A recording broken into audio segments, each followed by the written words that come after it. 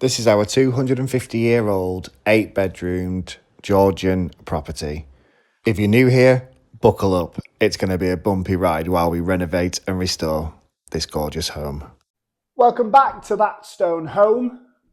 This is week 2 of the renovation diaries, where I will be hopefully uploading a new video every week to give you an idea of what we've been up to and also anything that's been happening, any decisions we've made, anything that's moved on. This week is all about extensions.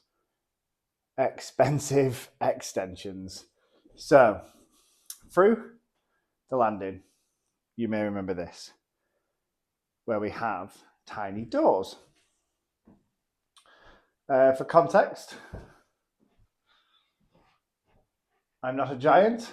I am 6'2".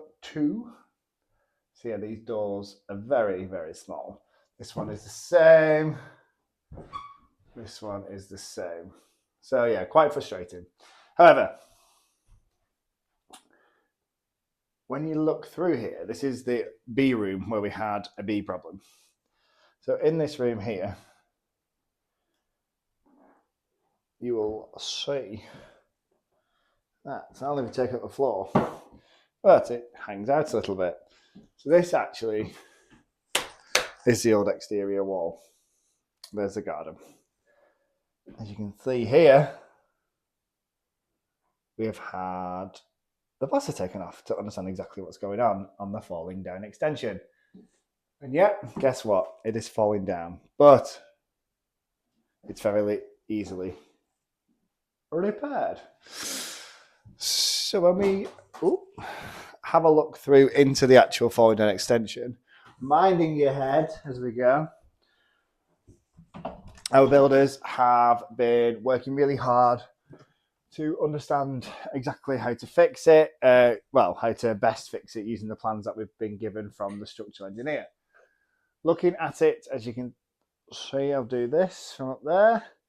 We've taken all the ceiling off to understand exactly what's going on and how they can strap the house back to the original house, the extension back to the original house.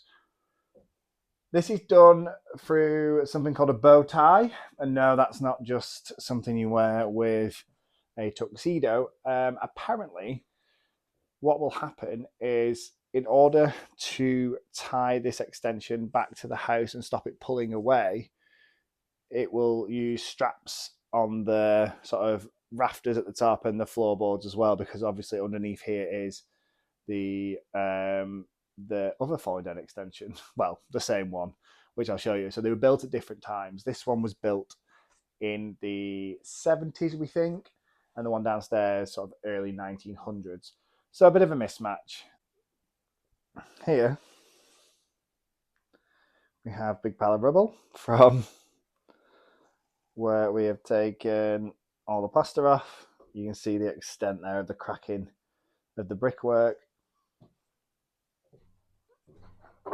And then here, this is so unlevel, it literally slopes at about a 10-degree angle. And you can actually, I think, see into the floor, into downstairs. So yeah, we've got a lot to do in this room particularly. But this is where it then becomes quite expensive. So we have the opportunity to re-level all the floor, make it ready to go, and then it'll just be a case of plastering and having a nice time in this room and sort of just, making it quite a quick fix and an easy room at the back of the house that we can then use for whatever we need to. So that's one option. However, that's going to cost £2,000 to get it sort of the floor level. That doesn't include the ceiling going back on. And obviously the ceiling looks like this at the moment. Yeah, we'd need to still rip out all this cupboardry and stuff like that to make it work. So that is a pain in the arse.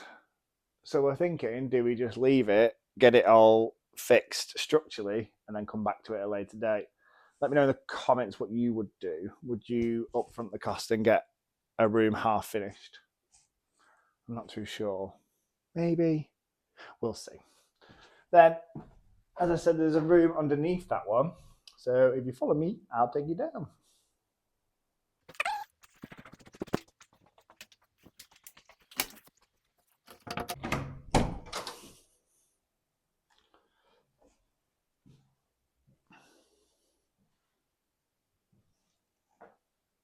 Hello.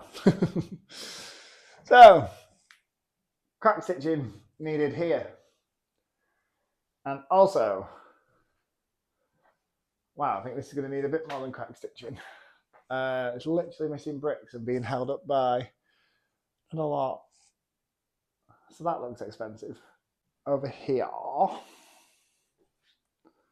let me show you. So, the other extension was just up there that I was telling you about. So again, spending all that money wouldn't actually put a ceiling back here. Also, we've got these cement boards that potentially, and probably is, knowing our luck, asbestos. Now these sheets are pretty big, so that ideally don't want to be breaking them up. So ideally, we need to do something with that. There's lots of hair up here, which is making me really sad. We don't know what to do, basically. Should we upfront some of this cost and get these couple of rooms? This, at some point, will become a gym area, but would also work as an office until then. So we're unsure on what to do. Give us some ideas. But yes, that's what's been going on today. Well, this week in that stone home. It's all getting quite scary now because these are just the easy bits that have caused lots of problems already. So we will hopefully have a better idea of what's going on by next week when you come back, and we'll give you some thoughts onto what we can do and how we can sort of fix it and make it better. And also give you an idea of everything that we need to do and the costs as well, because I'm going to break down some costs as well at some point in the next few videos. So yes, as always, oh, it's very red in here. As always, don't forget to like and subscribe, share, comment, and let me know what sort of content you want to see on That Stone Home, and let me know if you're enjoying the series of weekly updates of renovations. Catch you soon.